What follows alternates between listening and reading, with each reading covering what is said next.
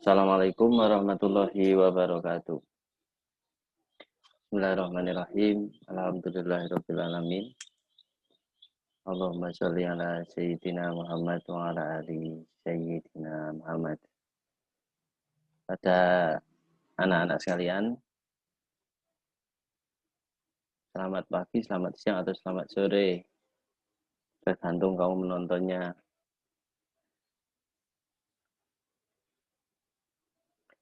Pada pertemuan kali ini kita akan bahas tentang Khulafaur Rasyidin. Ya, kita masuk ke bab 4, di mana kemarin pada semester 1 sudah kita bahas tentang sejarah Kanjeng Nabi. Maka akan kita lanjutkan ke penerus Nabi Muhammad SAW, yaitu 4 khalifah yang mana disebut dengan Khulafaur Rasyidin.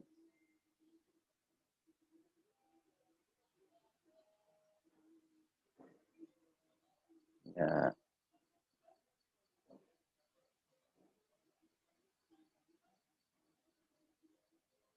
perkembangan Islam pada masa Khulafaur Rasyidin.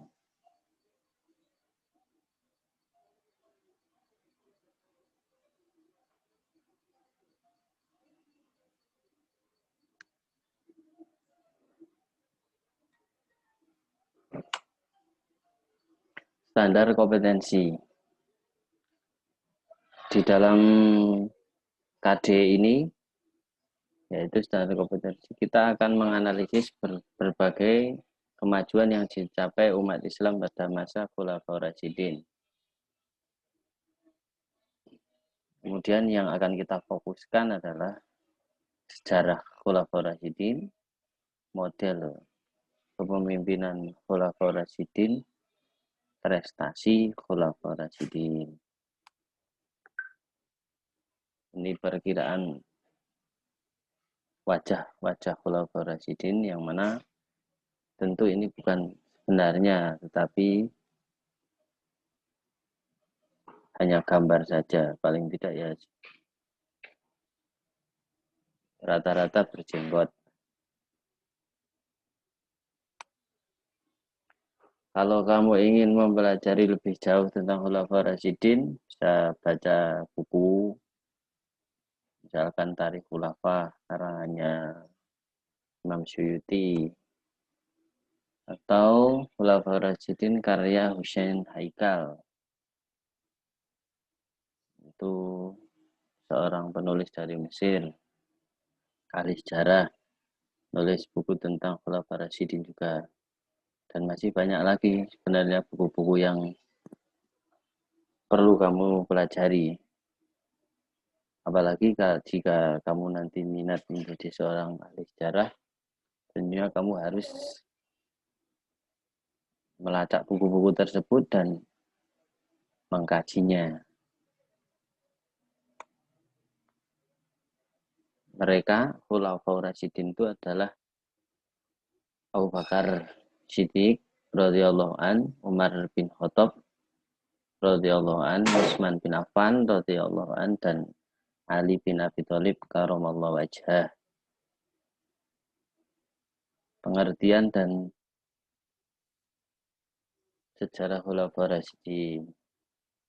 Kalau pengertiannya sendiri, Khulafaur Rasyidin. Khulafaur Rasyidin berasal dari kata khulafa.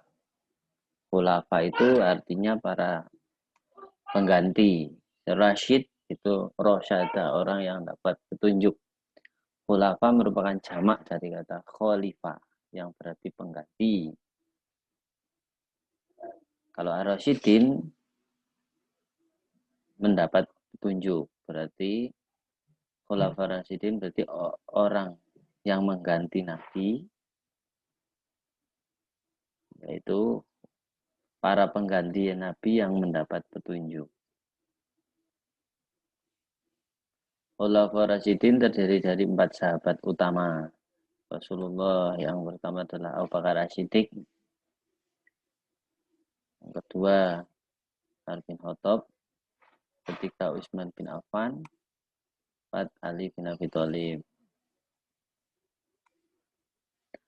Kekuasaannya paling tidak ketika Khulafaur Rasyidin itu memimpin sampai ke Mesir, kalau ke barat, kalau ke utara sampai ke hampir ke Syam ya, Syam. Kalau ke timur Persia sudah mulai dikuasai, yaitu yang hijau itu merupakan kekuasaan Islam pada masa Khulafaur Rasyidin. Nah, kronologinya setelah Rasulullah wafat, yaitu tepatnya pada hari Senin, tanggal 12 Rabiul Awal atau 8 Juni 632, karena sakit sekitar 3 hari. Kemudian setelah mengetahui Rasulullah meninggal, maka para sahabat ini mikir siapa yang akan menjadi penggantinya. Walaupun sebenarnya kalau Umar itu sendiri masih tidak menerima kenyataan, sehingga beliau mengatakan bahwa Nabi itu tidak wafat, tetapi kemudian diluruskan oleh Abu Bakar Siddiq bahwa walaupun Nabi tetap akan mengalami apa yang disebut dengan maut. Kemudian mereka, para sahabat, memikirkan siapa yang akan mengganti, yaitu di Sakifah Bani Syaidah. Itu merupakan gedung pertemuan di Madinah, yaitu di dekatnya Masjid Nabawi. Di Sakifah itu biasa dulu digunakan oleh para pemuka-pemuka dari suku Aus Khazraj untuk merundingkan atau membahas suatu permasalahan yang ada di Madinah. Kemudian ketika masa Islam juga tetap digunakan untuk bermusyawarah. Nah, ini juga para sahabat ketika mendengar Nabi wafat, mereka berkumpul di sana. Kemudian dari kaum Ansor merupakan kaum pembela Kanjeng Nabi yang berada di Madinah, yang asli orang Madinah. Mereka mengusulkan sebaiknya yang mengganti Rasulullah adalah sahabat Sa'ad bin Ubadah. Nah, kemudian kaum Muhajirin, yaitu orang-orang yang hijrah, orang-orang yang pindah dari Makkah ke Madinah, mengusulkan Abu Bakar Siddiq lah yang layak menjadi pengganti. Nah, setelah terjadi adu argumen, akhirnya Umar bin Khattab memberikan penjelasan bahwa kaum Muhajirin lah yang bersama Nabi dari awal perjuangan. Walaupun tidak dipungkiri bahwa kaum Ansor jasanya juga besar, akan tetapi orang yang paling layak dan paling dekat dengan Nabi, orang yang menjadi sahabat Nabi dalam peristiwa-peristiwa penting seperti ketika Kanjeng Nabi berhijrah menemani, kemudian ketika Kanjeng Nabi sakit mengganti menjadi imam, itu adalah Abu Bakar, sehingga kemudian layak menjadi pemimpin adalah Abu Bakar. Maka dari kaum Ansor pun segera membaiat Abu Bakar, dan terpilihlah Abu Bakar menjadi khalifah atau pengganti. Kalau di sini masih khalifah, belum disebut sultan atau raja, ya, karena dianggap mengganti Rasulullah saja dalam memimpin masyarakat, baik secara keagamaan maupun secara yang lainnya, politik, sosial, budaya. Dan yang perlu kita pahami dari prosesi pemilihannya, dari wafatnya Nabi itu, dari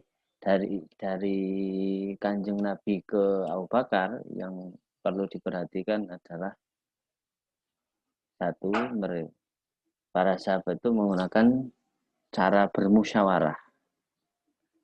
bukan penunjukan, dan juga Abu Bakar itu bukan keturunan Nabi, yang mana berarti di sini menjadi dasar dari musyawarah itu merupakan cara terbaik untuk untuk menyelesaikan permasalahan-permasalahan, termasuk memilih kepemimpinan. Mungkin kalau sekarang bisa dimaknai dengan pemilihan umum, demokrasi. Nah, ini yang perlu kita garis bawahi. Bukan keturunan turun-temurun. Walaupun Kanjeng Nabi itu ya punya menantu Ali bin Abi Thalib, tetapi tetap di sini musyawarah itu lebih utama dilakukan. Nah, kemudian setelah Abu Bakar Siddiq terpilih, baru keesokan harinya, yaitu pada Selasa sore, Kanjeng Nabi dimakamkan. Secara garis besar, 4 khalifah itu berkuasa atau memimpin, ya, bukan berkuasa, memimpin selama 30 tahun. Dari 632 Masehi sampai 661 masa kepemimpinan Ali bin Abi Thalib. Ya, kriteria umumnya atau gambaran umumnya bukan monarki. Para disebut Khulafaur Rasyidin karena mereka itu mendapat petunjuk, mendapat mendapat petunjuk dari Nabi dan meniru, meneladani Nabi dari sisi keadilan dan kesederhanaan. Walaupun mereka raja, walaupun mereka memimpin, tapi mereka tidak mempunyai kemewahan-kemewahan, tidak membuat rumah yang mewah, membuat kerajaan yang megah, tetapi tetap berperilaku hidup sederhana layaknya sebelum menjadi khalifah. Antara sebelum menjadi khalifah dan sesudah menjadi khalifah, pola perilakunya tidak ada perbedaannya. Justru malah lebih hati-hati dan justru malah lebih merasa harus merasakan hidup seperti rakyatnya yang kurang mampu. Sehingga ini kriteria dari keempat orang tersebut yaitu keadilan dan kesederhanaannya. Nanti setelah pasca dari para Khulafaur Rasyidin ini, banyak yang mereka membuat rumah yang megah, berpakaian yang mewah. Sehingga kemudian nanti tidak disebut sebagai Khulafaur Rasyidin. Nanti disebut Bani Umayyah, Bani Abbasiyah. Dan perlu digarisbawahi bahwa 4 orang ini mereka juga tidak mencari kekayaan di dalam memimpin, menjadi pemimpin tapi tidak mencari kekayaan. Justru mereka menganggap bahwa sebagai lahan ibadah. Abu Bakar Siddiq secara profil atau secara biodata biografi, beliau itu sahabat Nabi yang selisih umurnya 3 tahun lebih tua Nabi, tapi dari kecil beliau itu sudah gemar belajar. Abu Bakar Siddiq ini sudah menyelidiki Nabi dari kecil, makanya kemudian ketika sudah menemukan ciri-ciri bahwa Nabi benar-benar Rasul, dia selalu membenarkan, sehingga kemudian dia disebut dengan asyirik, yaitu orang yang membenarkan Nabi. Dalam peristiwa Isra Mi'raj itu juga membenarkan Nabi, di mana yang lain orang Quraisy tidak membenarkan, beliau membenarkan. Dia juga seorang yang ahli tafsir mimpi, hafal Al-Quran 30 juz, sangat senang belajar sehingga kemudian menjadi ahli nasab, ahli silsilah Arab. Dan setelah itu beliau menunjuk Umar sebagai penggantinya karena dirasa Umar itu sahabat terbaiknya Nabi setelah beliau. Beliau juga sangat dermawan, sangat alim, sangat menjaga diri, bahkan di kala orang kafir Quraisy, orang-orang budaya di sekitar Mekah itu pada apa ya, pada umumnya itu minum khamar, beliau tidak minum khamar. Beliau juga tidak, pokoknya beliau itu ini menjaga kesucian dari zaman jahiliyah, di mana zaman itu yang anak-anak yang lain suka minum khamar, suka pergaulan bebas, beliau benar-benar menjaganya sampai kemudian dia menjadi orang yang utama di sisi Rasulullah, di sisi Allah, dan orang yang dijamin masuk surga. Umar bin Khattab, orang yang tegas. Menurut riwayat beliau tingginya itu hampir 2 meter 190-an. Dan beliau itu pendekarnya Makkah. Orang yang tapi berhati lembut. Menjadi sahabat terbaik Rasulullah dan selalu membela Islam.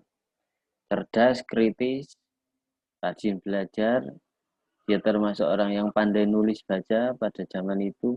Belum banyak orang yang bisa nulis baca. Beliau sudah bisa. Dan beliau adalah orang yang menetapkan kalender Hijriah. Profil Utsman bin Affan. Beliau sahabat Nabi yang menjadi menantu Nabi dan 2 anak Nabi, yaitu Umi Kalsum dan Ruqayyah dinikahkan dengan dia setelah bergantian karena Ruqayyah wafat, kemudian diganti Umi Kalsum, juga dinikahkan dengan Utsman bin Affan.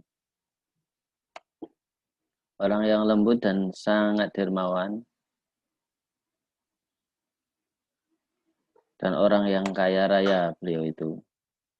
Menjadi khalifah itu sudah sepuh, umur 70 tahun. Tapi di masanya ini juga ada beberapa konflik karena dianggap banyak memilih kerabatnya menjadi menjabat, kerabatnya banyak yang menjabat sebagai itu dalam pemerintahannya, sehingga banyak kritik dari masyarakat. Dia sangat mencintai Al-Quran sampai kemudian dia wafatnya juga sedang membaca Al-Quran. Ali bin Abi Thalib, orang yang dididik Nabi sejak kecil, hidup di rumahnya Nabi, pernah mengganti tempat tidur Nabi ketika Nabi ingin ditangkap oleh orang kafir Quraisy ketika dianggap menentang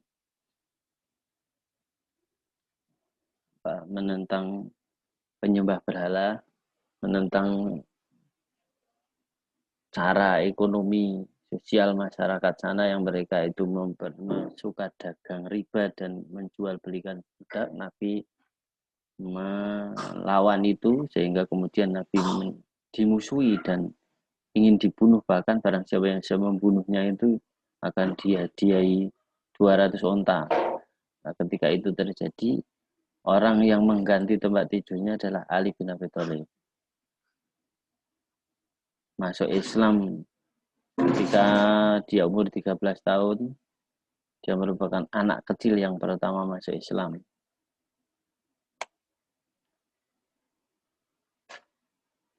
Dia ahli ilmu, seorang yang sangat cerdas. Tapi dalam permasalahan politik, beliau mendapat rival atau mendapat oposisi atau mendapat perlawanan dari Muawiyah bin Abi Sufyan. Sehingga kemudian beberapa kali perang dengannya dan beberapa terjadi konflik yang kemudian beliau wafatnya itu dibunuh oleh orang Khawarij. Kalau keteladanannya beliau itu adalah ahli bahasa. Nanti meletakkan pondasi bahasa Arab, menyuruh para ahli bahasa Abul Aswad Ad-Duali untuk mengembangkan bahasa Arab dalam bidang tata negaraan. Beliau membenahi keuangan negara. Kemudian beliau termasuk orang yang tidak suka terhadap korupsi sehingga banyak mengganti pejabat-pejabat yang dirasa kurang cakap.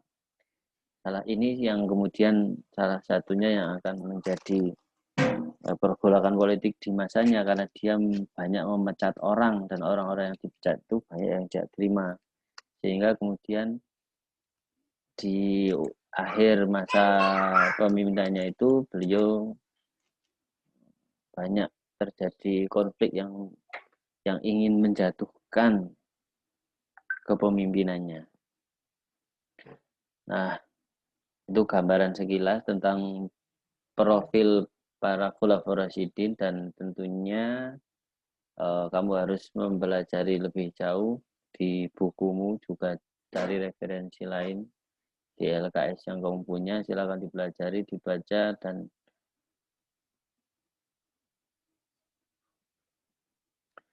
cari juga buku-buku yang lebih lengkap. Untuk tugas dan lainnya nanti saya berikan link, tapi ini hanya gambaran umumnya saja untuk kemudian kamu harus belajar lebih lagi tentang sejarah, karena dari sejarah inilah kamu akan belajar banyak hal yang mana sejarah itu fungsinya sebagai spionmu untuk mengarah ke depan, sehingga kamu tahu bahwa orang yang akan menjadi pemimpin dunia, kalau kamu belajar sejarah, orang yang akan menjadi pemimpin itu adalah satu, para ilmuwan, dua, dan para pemimpin, para penguasa, para istilahnya para pemimpin politik. Kalau nggak jadi pemimpin politik, ya jadi ilmuwan. Dua ini yang akan mempengaruhi dan merubah tatanan sejarah. Kalau ingin kamu merubah dunia, maka kamu paling tidak harus jadi dua golongan tersebut.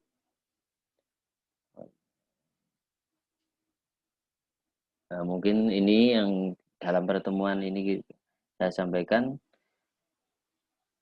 Mari kita tutup dengan baca hamdalah bersama. Alhamdulillahirabbil alamin. Ihdinas siratal mustaqim. Assalamualaikum warahmatullahi wabarakatuh.